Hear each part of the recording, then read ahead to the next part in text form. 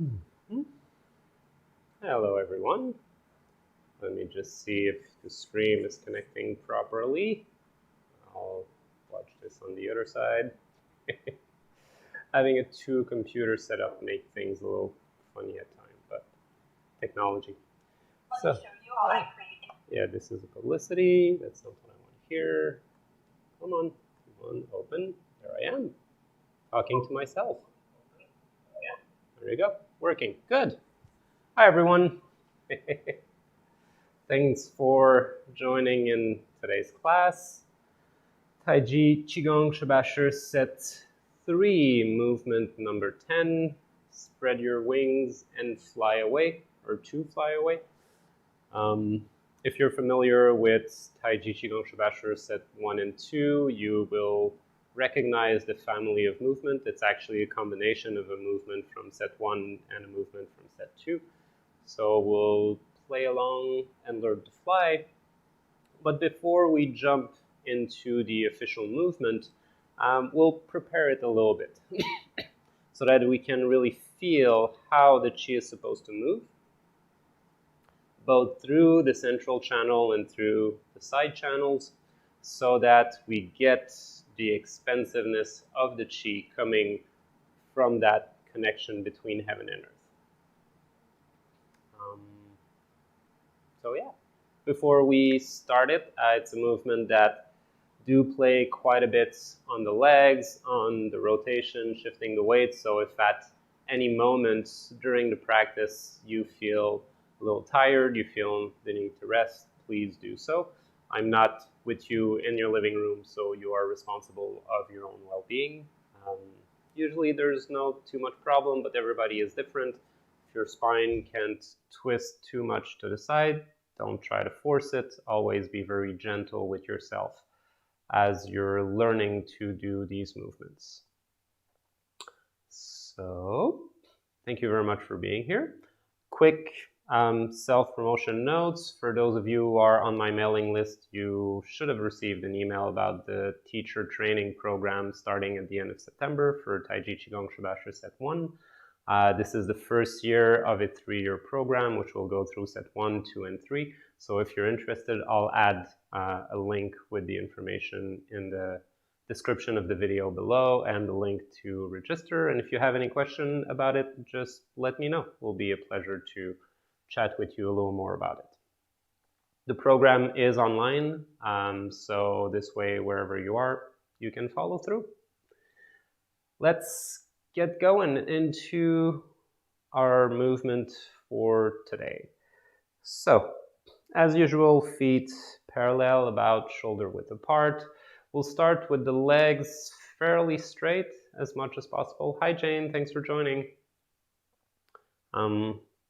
Keeping the weight at the center, and we'll actually start with the first movement. Who's there? Deirdre, thank you for joining as well. And to get the central channel to start to activate, we'll take the first movement. So gently calming the mind, inhaling, rising the chi through the body, bringing the hand above the head.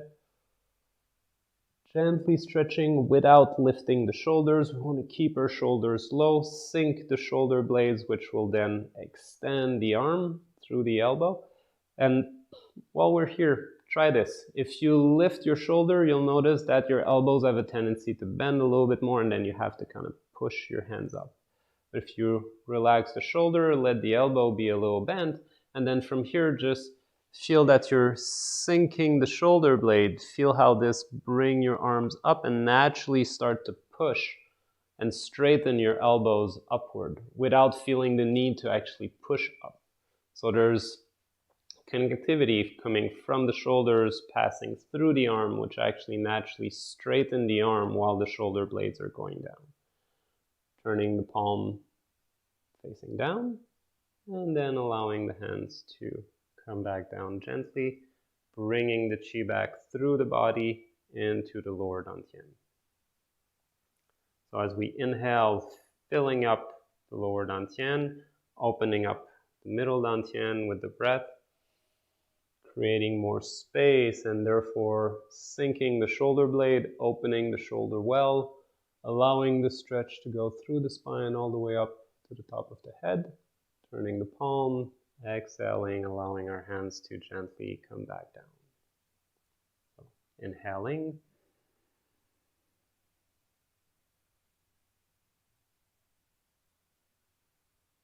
Exhaling.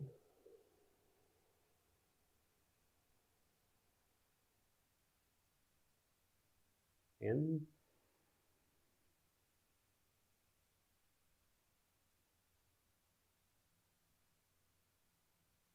And out. Hi Alex, thanks for joining. I just saw your message as well. Inhale.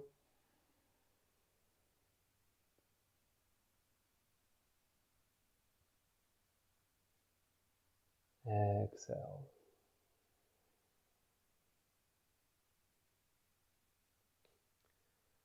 Feeling the connection as our palm rolls through the perineum, hui yin, through the spine and through the center of the body, going up all the way up to bai hui, the top of the head. And if your arms can't reach above your head, please keep them a little forward, adapted to what your shoulders allow you. But try to feel also the rising through the top of the head at the same time, even if your hands are a little more forward.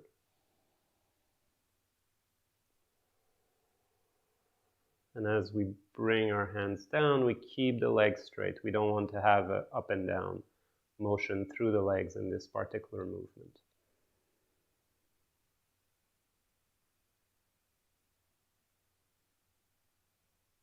Up. And down.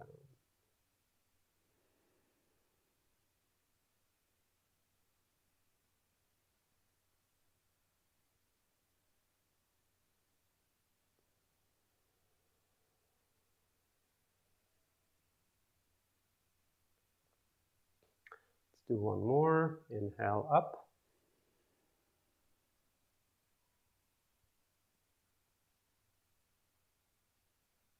And down. Now from here, we're going to go towards our left. So hands together, still the same. We bring our hands in front of our left hip, around the quadria or the scarpa triangle. Feel the opening here and feeling how our hands actually kind of connecting through the leg all the way down to the center of the foot. And as we inhale, we'll bring it up all the way to the shoulder, just slightly above, and then pushing back down through the leg and more towards the feet and into the ground. Inhaling up.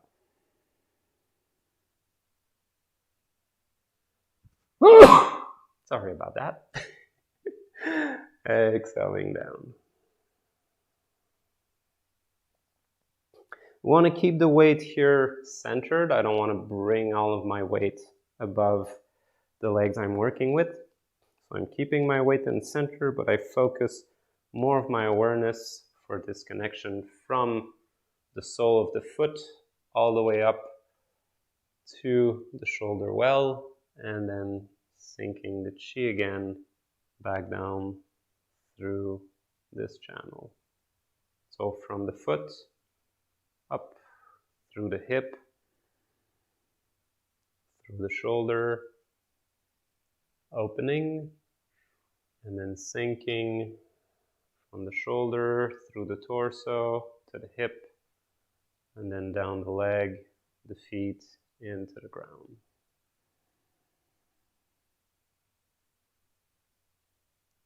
Up and down. Try to see if you can feel this pattern movement of the chi, filling up on one side, moving up and down.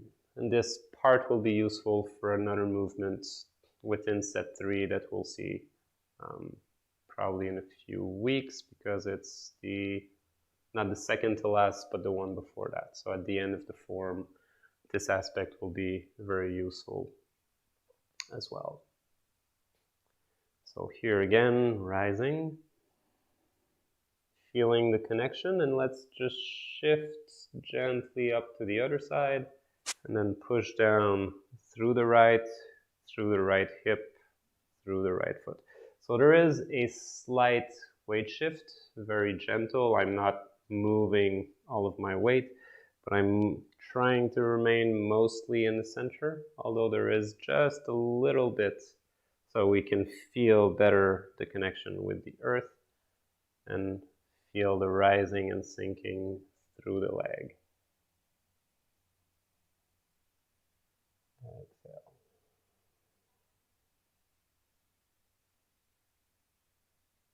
Inhale up.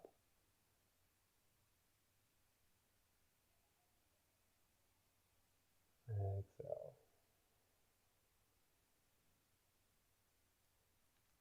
Inhale.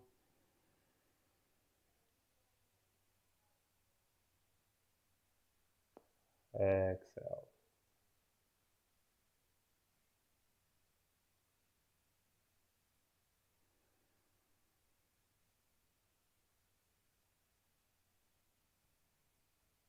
Feeling this connectivity through the body, down the hip, down the legs, to the feet, into the ground.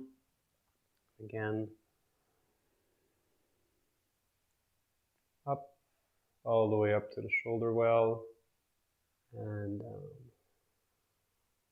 And coming back to the center, palm up, inhaling up.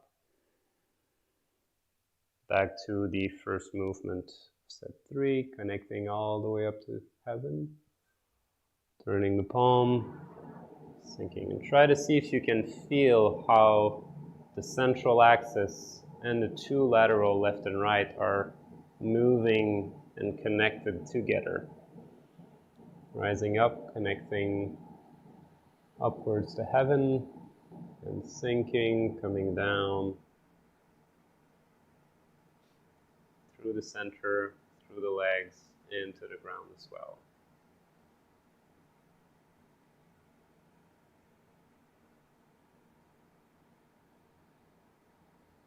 Up and down. Let's do this one more time. Inhale.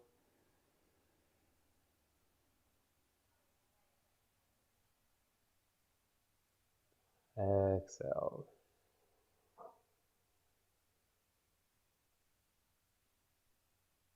Good. Letting your arms open gently to the side and moving into our first movement, our first part of our movement of today, allowing our hands to rise all the way above, still feeling this central connection with the chi, allowing it to rise and sink through the center, adding a little bit more movement through the leg this time. Rising on the inhale, sinking on the exhale. Going up.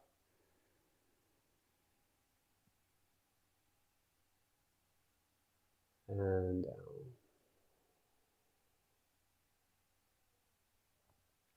So here, as my arms go up, they remain extended. Slight roundness at the end. The back of my palm are connected with the shoulder well. The center of my head connects through the fingers and up. And then as I sink, my heels touch the ground as my arms reach shoulder level, and then my knees start to bend as I go down. As I'm going back up, my legs become straight, about the same timing as my arm reached shoulders, and then naturally my heel lifts as my arms rise above the head, and then gently landing the heels, coming down. So this is the part that comes from set 1 and works more on the central axis. As we allow the chi to rise and sink through the center of the body, the wei chi, that bubble that's all around us, become thicker and thicker, and we can feel this bubble expand through the arm movement. Start to feel the thickness of the qi around us as well, being a bit more present, connecting through the earth and down. Once we have established a central axis, we'll move to our left. And we'll do a few repetitions here as well, not too much because it's more difficult just on one leg to go up and down. Here, the back heels naturally lift. The leg which has the weight remains flat on the ground. Connecting from the foot. Let's see, go back from there. From the foot, rising through the leg, opening the hip, passing through the hip and all the way up to the shoulder. Connecting as well to the top of the head and then coming back down. Let's do one more. Inhale up. Exhale down. Coming back through the center. Up and down. And then moving to the right, shifting all the weight on the right leg, rotating through the leg, through the hip, through the waist, stretching through the spine all the way up to the top of the head. Back heel naturally lift. As I'm coming back down, as my hand reach shoulder height, this is where naturally the heel touches the ground again. And then coming down, not going too low for now because we'll do a few repetitions so that we don't tire just one leg. Up, inhale. Feeling this connection through the body all the way to the shoulders and the top of the head. And then back down. And one more, inhale. Down. Coming back to the center, inhale. And down. Good. Relaxing the legs a little bit, gently tapping, rubbing the upper legs if you need to, stretching them, walking around just so that you don't have too much tension if you're not used to do these kind of squatting too often. So the full movement within set 3 has a constant change between the center, the left, the center, the right, center, left, center, right. 1, 2, 3, 4, 5, 6, because we're coming there to move into the next one after. So in set 3, the movements are done with 6 repetitions. Yeah, I was just calculating in my head to be sure. So 6 repetition. In movement 5, and I'm not sure about 6 and 7, but set 5, sorry, there's 8 repetition of each, which could play here a little bit. Basically, the idea is to allow movement between left and right so that we get the connection between all sides. It doesn't really matter when you practice personally. It's just if you follow the music, then you just change when the music tells you to. The official music for Taiji Qigong Shibashi. So let's go back into our movement. Before rising, connecting our feet with the ground, relaxing and allowing our qi to penetrate into the ground deeply, and then allowing it to bounce back through the legs, gently lifting us as we inhale. Up and down as we exhale, bending at the knees, shifting our weight to the left, turning through the hips, waist, shoulders, inhaling up. Only the back heel lift. Exhale, letting our heel come back down. Coming back to the center, inhale. Rising, exhale, coming down. To the right, inhale. Exhale. Center, inhale. Both heels lift, exhale.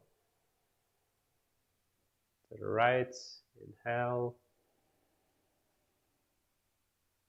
Exhale.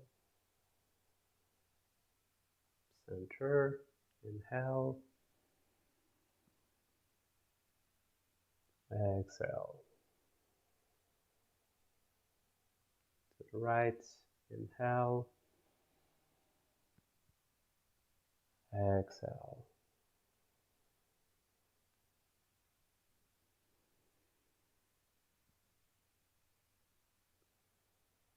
Feeling here as we compress gently the chi so that we get this bouncing back, rising us up. Feel lighter and lighter as we go up, then coming back down, compressing the chi, feeling that bounciness, that want to explode and allow us to start to fly, feeling lighter and lighter as we go up, landing and becoming heavier and heavier, but a bouncy heavy, not heavy where I can't do anything. So maintaining the spine up in its proper position, allow this rising to express itself. If I'm starting to bend forward, then my whole body feels too heavy. And then here it becomes very difficult to be able to move and do anything. So I want to maintain, so if I'm bending forward, then it's very difficult and heavy to go back up. Whereas if I maintain my spine elongated, although I'm coming back here, I feel like I'm sitting onto something. And I feel that stretch through the hamstring, which then when I release, allow me to start to float. And this is where we get the feeling of flying. When our structure is just at the right stretchy bounciness or tensegrity, it's a better way of saying it, allows us to have this bouncing up and down through the elasticity of the tendons, the collagen fiber that are piezoelectric, so when we stretch them, they start to produce more energy, giving us this lightness and bounciness as we move around. Any questions so far? I'll give you a minute to write them down. I'll grab a quick glass of water, I forgot before we start. So let me know. How was the first part, connecting the body, central channel, left and right channel? How did that feel? And were you able to maintain that as we were going around, doing the flying movement as well? Let me see what you guys have to say.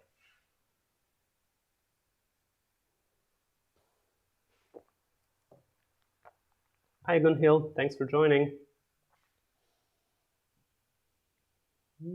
Let's see. No comments? Sure, there was some. Or any questions regarding the breathing, the movement? It's a fairly straightforward movement, especially if you practiced it in set 1 and set 2. But the combination gives us an extra challenge, making it on both sides. So, good. If no question, let's get back into it and continue.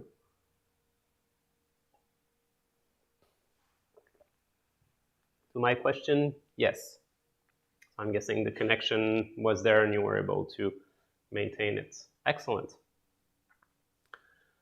Feeling how the qi moves within the body is what we're looking for in Qigong. We want to grow this perception to allow our body to open up from the inside, making everything feels as easy to follow as possible. So let's do this again. Let's play with it slightly differently. Feet parallel, bringing your awareness towards the feet. And if you're still typing your question, continue. I'll read them after and answer them. So connecting the feet, feeling this connection through the feet deep into the ground, finding how relaxing the body without necessarily bending, but just feeling this relaxation, this heaviness coming through, allow the chi to move towards the feet deeper into the ground, and then letting the ground come up and start to push your arms away from the side of the body. Up. On the exhale, letting your hands kind of compress the chi from the torso, down the legs, into the earth as you're exhaling. Using the breath, inhaling, feeling how that starts to push your arms to the side. Not just to the side, but try to feel that this is like a big bubble all around you. That expands, and on the exhale, letting your legs bend a little bit just to help the downward connectivity through the feet into the ground. Inhale. And let's work mostly with abdominal breathing for now. We'll add thoracic breathing, which will then influence the movement of the arm even more so. But right now, feeling the movement of the diaphragm, feeling how it pushes our arms out to the side, that big, spacious bubble around us. And on the exhale, letting it gently come down, connecting through the legs into the earth. Inhale.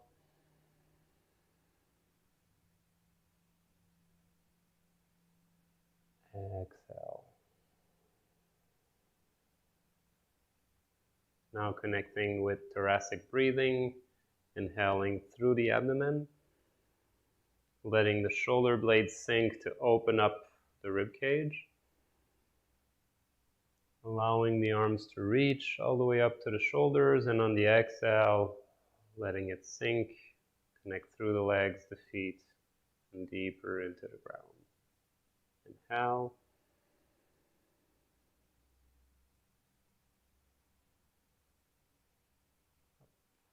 Exhale.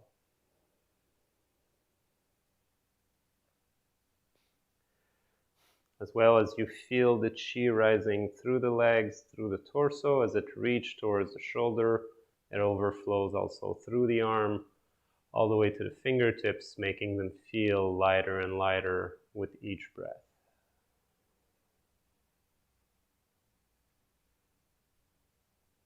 Up. Inhale, abdominal breathing, and thoracic. Up. And starting to feel the upper thoracic wanting to kick in. So on your next inhale, following it through, inhaling up.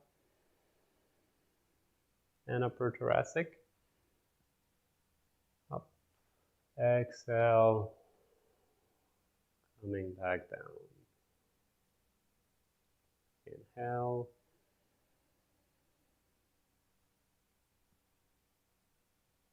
All the way to Bai Hui and above. And then sinking back towards the feet, Yongchen, and under the feet into the ground. Inhaling up.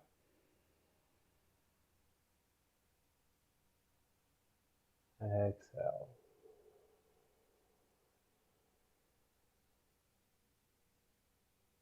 In.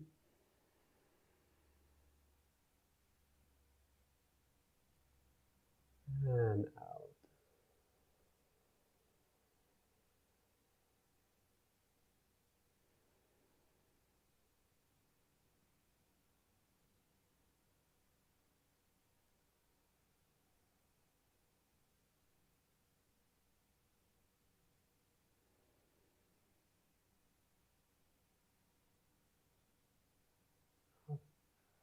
Feeling the lightness within the movement. Feeling how the chi rises through the legs and between the legs, through the central channel and the side channels. And then coming back down, deeper, and bouncing back up.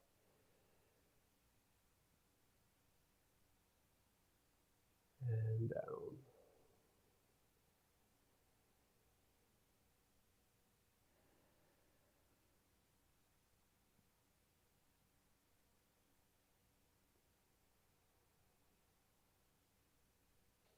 Let's do one more in the center.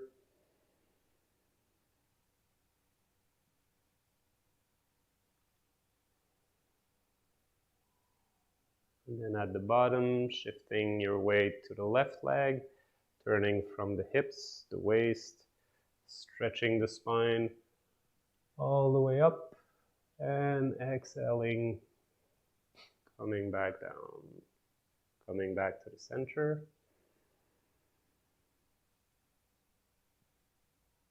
Rising, connecting to heaven, sinking deep into the earth, feeling the compression of the chi, then shifting the weight up, bouncing, expanding all the way up, and back down. To the center, inhale,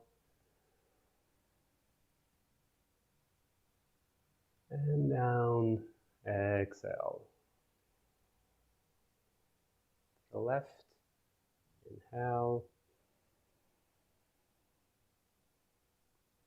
and exhale. Feeling like a bird flying high in the sky.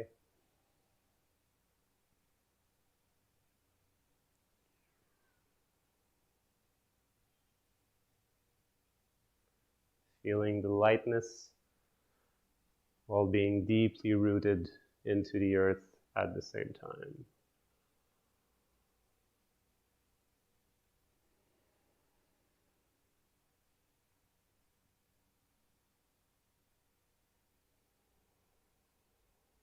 It's almost like swimming in the chi as well. The thickness of the chi all around us, making us feel light and supported, while feeling that we can press on it, compress it, and then when we release, woo, the bounciness of it shows up and let us go upward.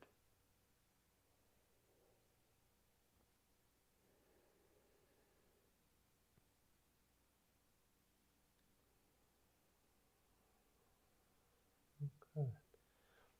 If you feel a little tired in the legs, you can try to do it with less bending, or you can take a break and just stay in the center. We'll do one more round each side. So that would be breathing number 2, if we were to do the whole sequence. Breathing number 3. Exhale. Number 4. Exhale. And 2 more to finish up the sequence in the form. Number 5. Up. And 1 more, number 6. Inhale. Exhale. Coming back to the center. Gently relaxing.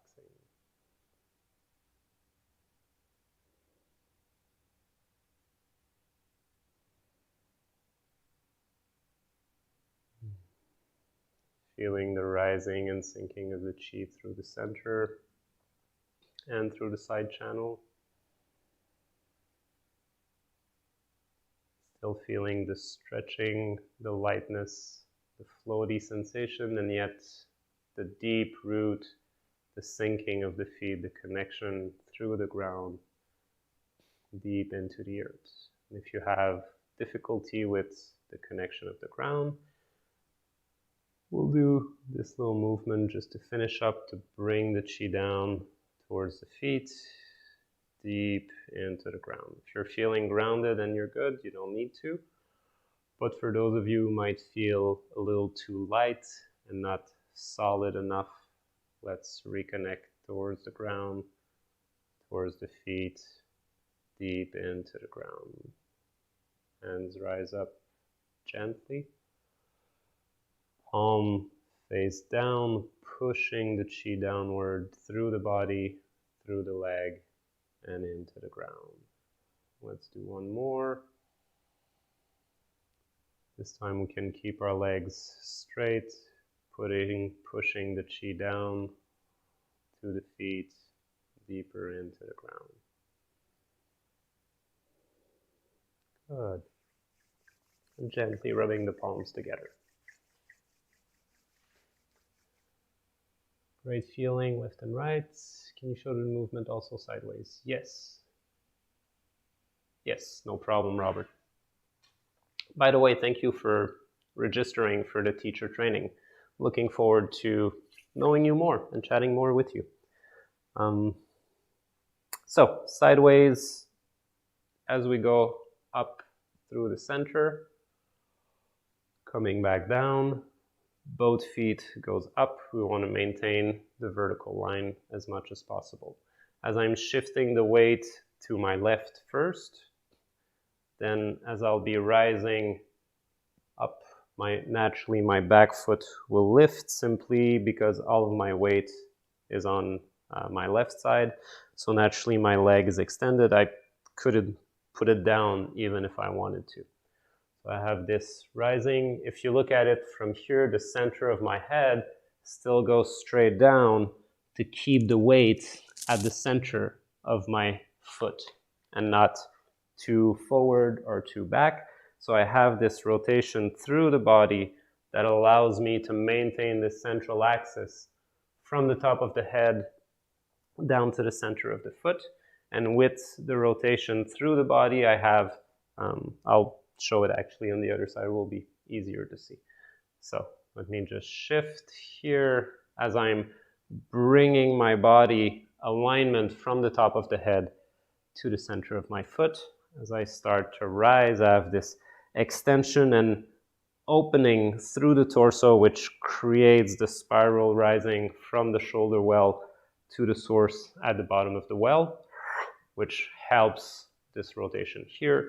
I have my gravity line, if I can call it this way, coming from Baihui down to the center of my foot, which allows me to be very balanced and flexible, so my other leg, being completely empty, can move in any way.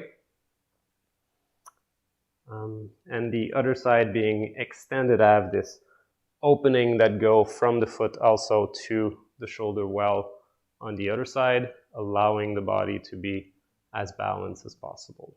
And then when I come back down, gently keeping the weight here on this leg as I'm coming down as much as possible before I shift my weight. So as I'm doing this, I bring my weight going up. So all of my weight is here. And as I'm coming down, I want to be able to keep this weight here before I shift to the other side and then do the same. Don't necessarily try lifting all on one leg. The piston squat requires a certain amount of strength within the leg, so that comes with practice. If your structures allow you to do it, you can try. How much is the rotation of the waist, Alex? As much as you can without effort, as usual. So if my waist is here, so I'm placing my hands facing forward, as I'll be shifting my weight and then turning, my waist will be able to go about 45 degrees and my knee remain aligned with my toes. So I don't want my knee to go outward and bring the weight on the outside of my foot, but I want to maintain this weight at the center of my foot so that when I'm turning, even if my waist is about 45, or my hips are about 45, and then my waist complete to try to bring my shoulders facing completely to my side, the positioning must be harmonious and soft. If you can't rotate so much, then you might end up being completely at 45 if you can't have the full rotation. That's okay. It's more important to respect the rotation that your body gives you, because if you respect it, your body will gradually improve so you can go further with time. If you try to force it, it's going to start to pull too much and the body will actually start to close in, preventing you to even do what you should be able to. So doing this softly allows you to have an opening and then gently coming back without forcing anything.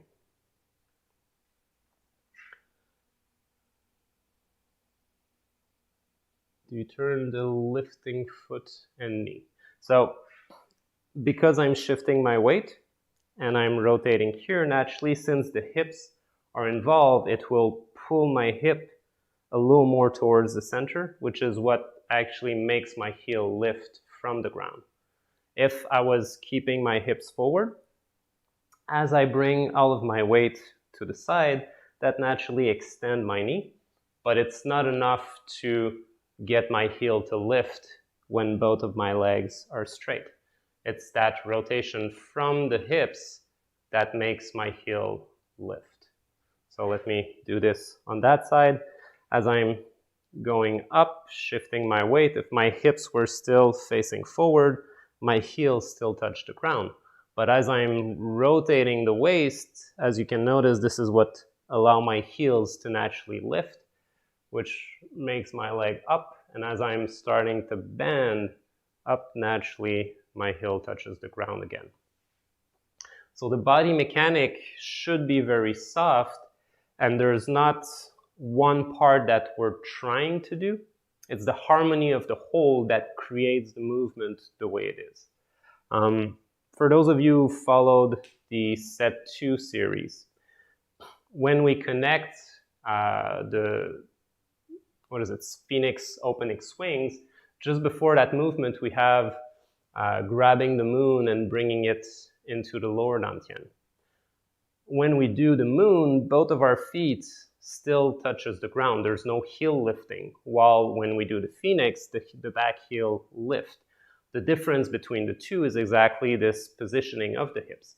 As I'm shifting my weight and turning only from the waist, not the hips, in grabbing the moon and bringing it back, naturally my heels, both of them, will remain connected with the ground because my hips there's a tiny bit that comes around, but we try to keep it as much forward as possible. And so both of my heels remain down. Here and down. But once I go into the Phoenix, which is the same side movement that we're doing here, naturally, because my hips turn, the back heel open. Did that explain it a little bit more clearly, Alex? Because your empty legs is straight, there's a little bit of twist through the bones, but there's no risk of creating any issue because the legs is empty and it's just kind of rotating through the inside on its own. So on that aspect, it's fine. Just when we come back, make sure that you keep the knee aligned with the toes as you're starting to bring the weight onto the leg to avoid any side knee issue.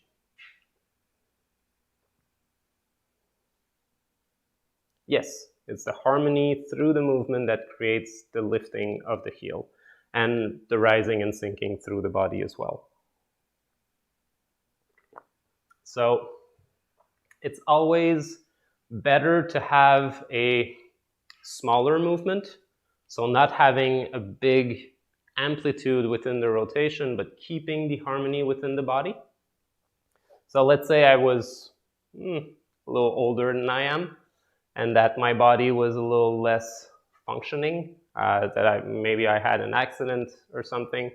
I would do the rising here, up, where my heels gently lift, and then coming back down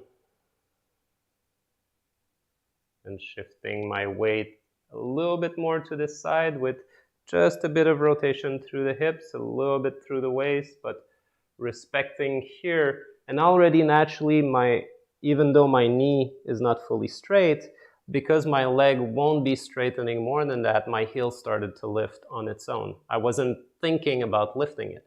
It's just the harmony within the body up that allow me to have this gentle shift back through the center My heels gently lifted, barely, just to remove the weight, and then coming back here. And then to the side, up, and then naturally my back heel lifted a little bit, and then coming back. So if I had the same restriction as I'm demonstrating here, but I was trying to overdo the movement, really going into and trying to force it and kind of use lots of force to try to do it, it doesn't look good. It doesn't feel good either. The other one feels a lot better, even if it's small for my abilities. Here, it feels like I have to kind of push on my toes to try to go up, and you can probably notice how much tension that creates within my body, just because I lost the notion of harmony. That's why it's more important to maintain a level of harmonious movement through the body, connecting everything together, rather than trying to force ourselves to do a externally physical movement that doesn't have this connection. I would say what I'm explaining now, in order to understand it, or to be able to teach that, requires a high level of understanding, but once you feel it in your own practice, it becomes easy. It just makes organic sense. So I'm hoping you guys are able to feel it, to understand how this works, and to adapt it to your capacity. This is one of the beauty of Taiji Qigong Shibashi as a system, is that it's simple enough that it can be adapted for any type of condition. This movement can be done seated. Let's do that. Let's play with this. It gives me the opportunity to talk a little bit more about stuff I don't usually talk, so let's do this together. Have a seat and feel the harmony inside of you, even though we don't have the legs in order to do this. And actually, it will be a bit more difficult because when we're seated, it's not as easy to rotate and shift through the waist. What's important for you that's watching now or the recording is to feel the harmony inside of you while you're in a position that limits your movement. This is core understanding of Qigong. If you're able to feel the same harmony when you're in a restricted position as you are able to feel when you're freely bouncing and jumping around, then you'll have this freedom and this feeling of freedom that also grow inside of you. You're realizing that this feeling doesn't come from an external structure. It comes from inside and it's spread out. So, from here, central aspect, through the breath, feeling the opening of the sacroiliac, so making sure we're sitting on the sit bone, not being too far behind, not being too far forward. So, sit bone, I want to rock myself a little bit front and back, just to find that sitting spot on the sit bone, coming back, finding the center, moving forward, connecting again, and then just reducing bit by bit so I can open the sacroiliac joint, allowing the sacrum to be a little more free to move as I'm breathing.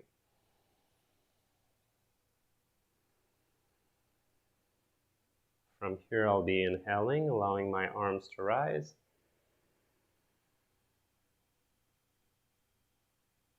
Exhaling, coming down. And I'm purposefully making a smaller movement with my arm at this point. So, inhaling.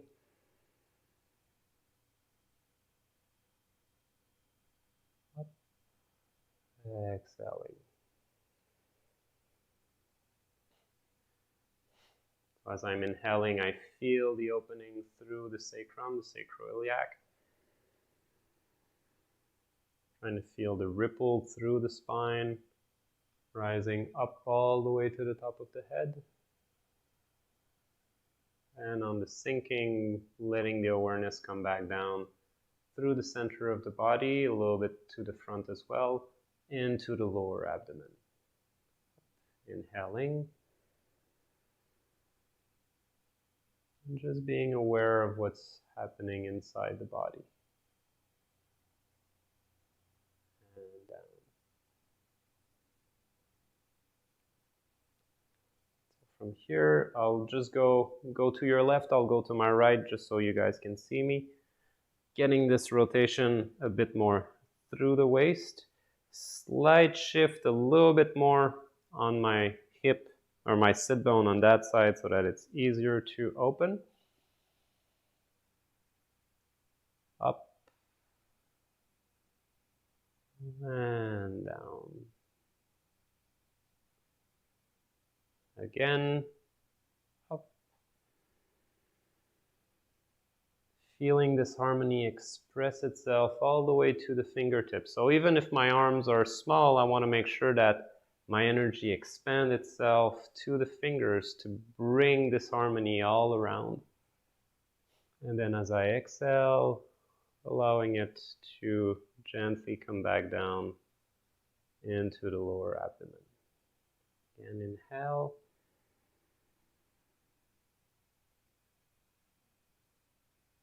Up, exhale. So even by doing a very small movement and coming back to the center, inhale. So even by doing these very small movements, I can feel the harmony and the movement of the chi through my body and allowing it to develop. And then shifting onto the other side, just a small rotation.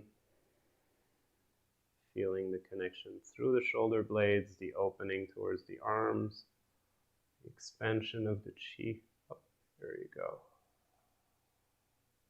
And coming back down. Back to the center.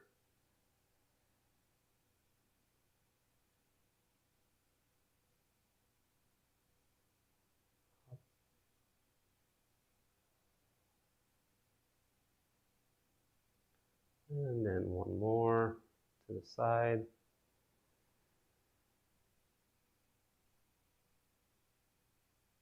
Very limited movement physically, but expanding the energy through and then coming back.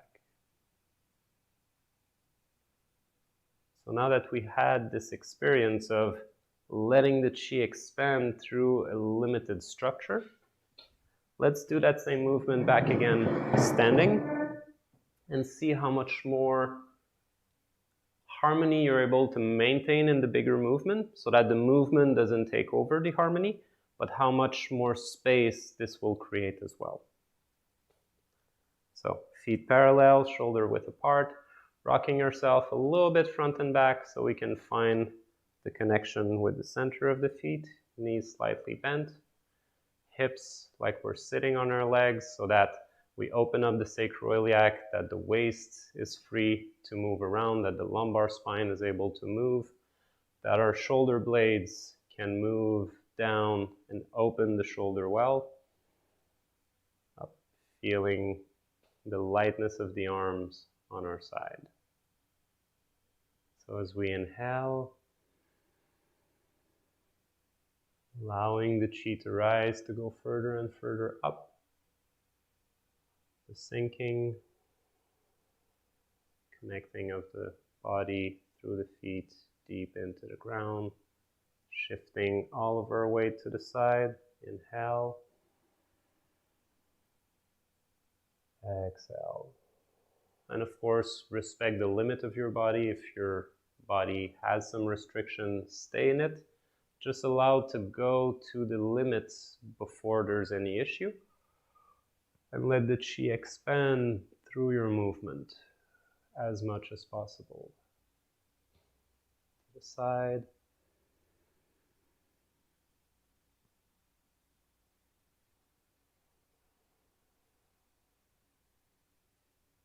Back through the center.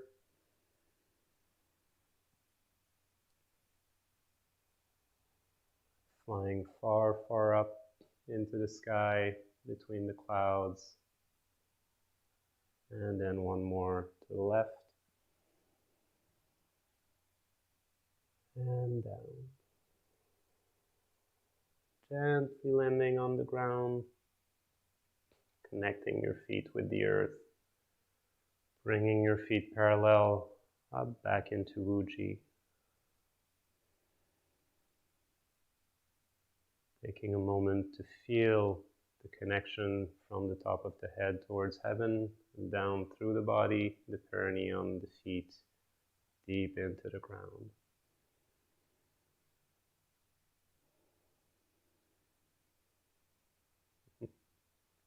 And gently rubbing the palms together.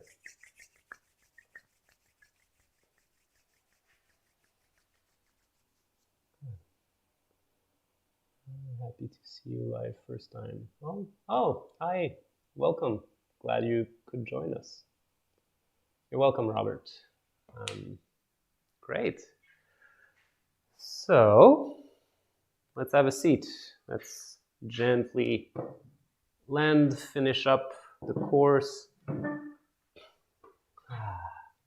Hope you guys enjoyed this as much as I did. I definitely had a lot of fun playing with those sensations.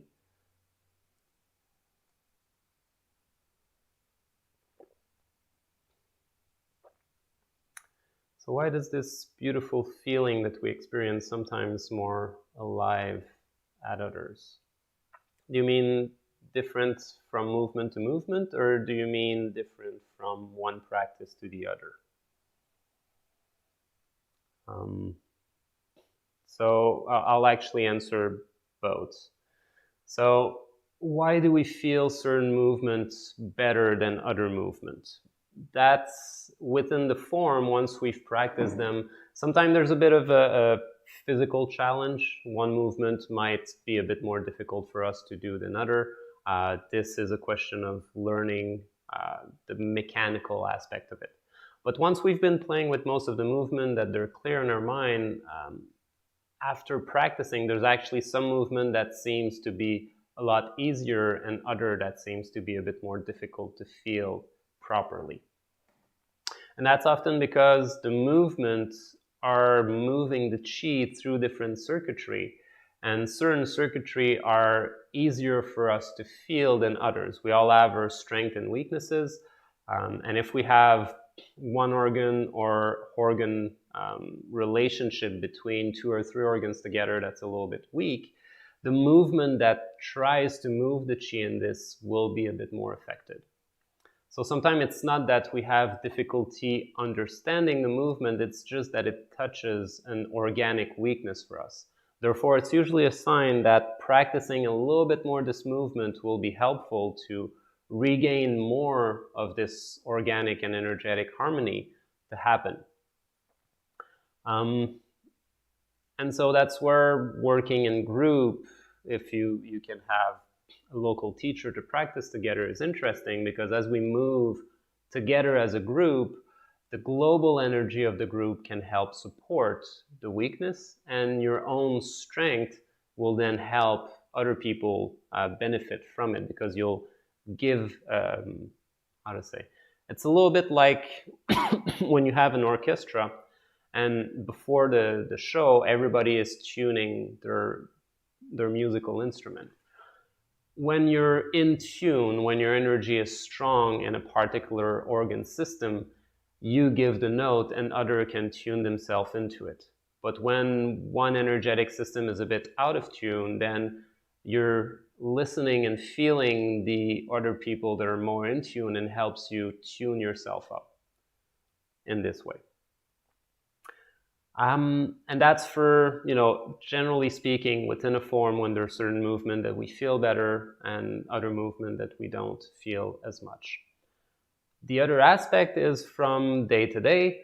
Some day we're healthier, we feel better, so everything feel much stronger, and other days things don't feel as much.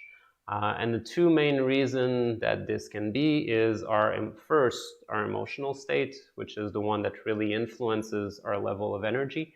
I think, Alex, you were present when I did some of the qi perception exercise with negative emotion versus positive emotion. Basically, negative emotion takes away your energy. You just don't have anymore. And if we're in an emotional situation, it will take away a lot of our own energy. Therefore, training and to be in a more happy sensation, a more relaxed, peaceful, will bring us into a state where we can get much more energy. The other one is food. Too much food slow down the digestion, makes it a lot harder. Too rich food, heavier food is usually the common issue of the world we're in right now, where everybody eats too much and creates a lot of excess. Obesity is one of the main health issue in the world, and is also a precursor of a lot of other issue afterwards. So eating less rich food, eating more vegetable, soup, very good, very nourishing, but easier to digest, makes it easier. So you may notice that after you eat certain food, later on during the day or the next day, you don't feel quite as good.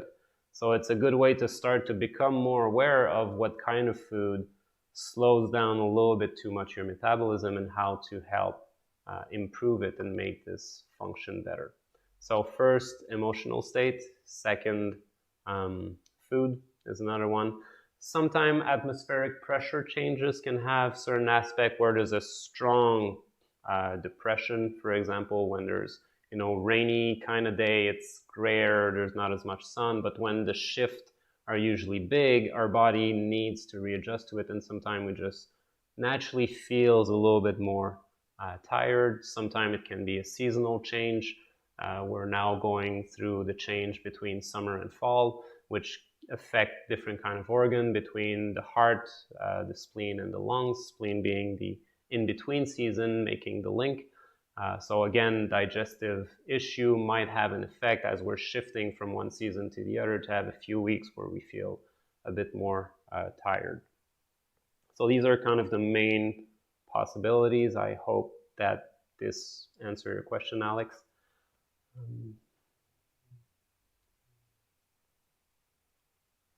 Excellent. Great. Thank you, Lynn. So that's it. Wow, already a bit more than an hour. Well, it's good to dive deeper every now and then. Thank you all for being here, for participating. It's always a lot more fun to have this kind of interaction, so that we can go deeper together, and your question and present influence the way I'm teaching the movement. So even if I don't see you directly, we still have this connection that's present, and hopefully you guys can feel it as much as I do, and that creates an interesting dynamism for the class. So grateful that you were there with me today. If you're watching this in replay and you have any questions, please leave them in the comment section below. And if you like the class, click the like button so that YouTube knows to share it with more people. All right.